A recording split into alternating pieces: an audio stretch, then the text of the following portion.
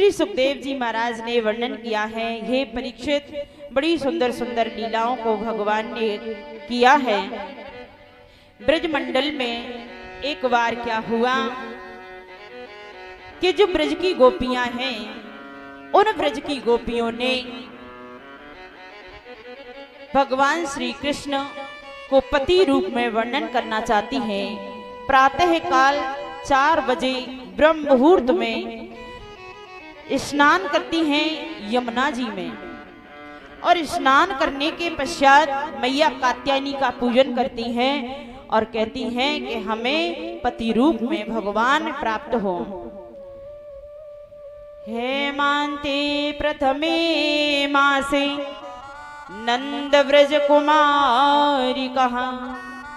हेमंत मास में, हेमंत ऋतु में और प्रातः काल स्नान करती हैं।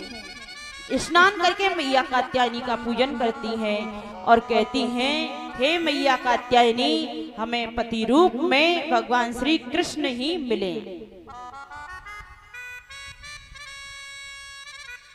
भगवान ने कहा, गोपियों, तुम प्रातः काल स्नान करती हैं, जाकर के देखा था। बोले हाँ, लेकिन तुम निर्वस्त्र होकर के स्नान करती हैं, ये अच्छा नहीं करती। निर्वस्त्र होकर के स्नान नहीं करना चाहिए। जल का देवता है वरुण, और उस वरुण देवता का अपमान होता है।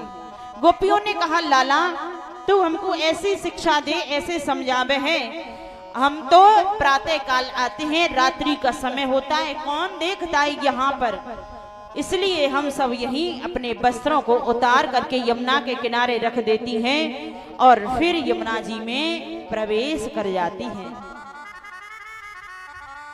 भगवान ने कहा, देखो गोपियों, किसी दिन कोई मन चला आ गया, तुम्हारे वस्त्रों को चुरा करके ले गया तो क्या होगा? बोले रात में कौन आवे लाला, रात में कोई ना आवे, और हम तो सब देख के स्नान करती हैं। भगवान की बात उन्होंने नहीं सुनी।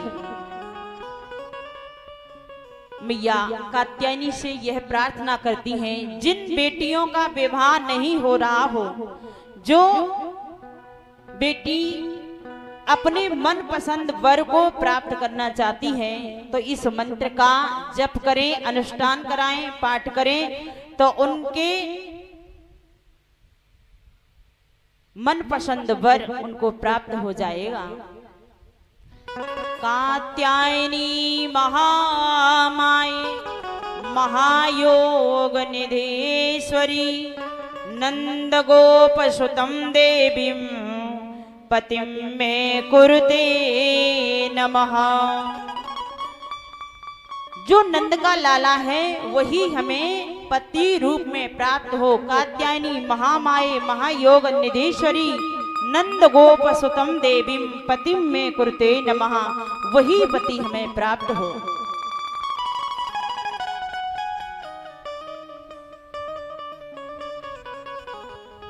जिन बेटियों की इच्छा हो तो अगर इसका पाठ करेंगी तो उनके मन पसंद वर को प्राप्त कर लेंगी। श्री सुखदेव जी कहते हैं, हे परीक्षित, इन गोपियों के लिए भगवान ने बहुत समझाया था लेकिन नहीं मानी।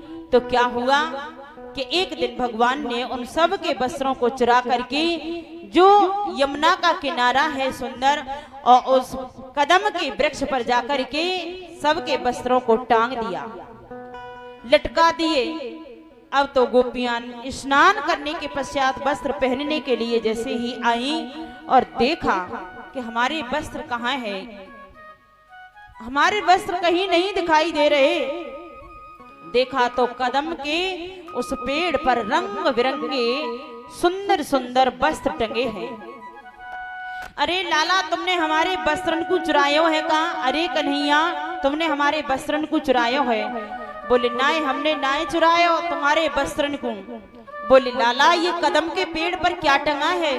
बोले ये तो मेरे कदम के वृक्ष में सुंदर सुंदर पुष्प खिले हैं। बोले लाला, एक तेरा कदम का वृक्ष है और कई प्रकार के रंग बिरंगे हरे पीले नीले गुलाबी। बोले मेरा कदम तो सबसे निराला है। ज्यादा आग्रह गोपियों ने किया तो पुनः उनके वस्त्रों को वापस किया है। पुनः वापस तो कर दिया, लेकिन जब वस्त्रों को चुराया था भगवान ने तो क्या था? अहंकार था, राग था, द्वेष था, लेकिन उन अहंकार को हरण कर लिया है भगवान ने और ज्ञान रूपी प्रकाश भर के पुनः उन गोपियों के लिए उन वस्त्रों को प्रदान किया है। यही शिक्षा मिलती है इस चीर हरण लीला से।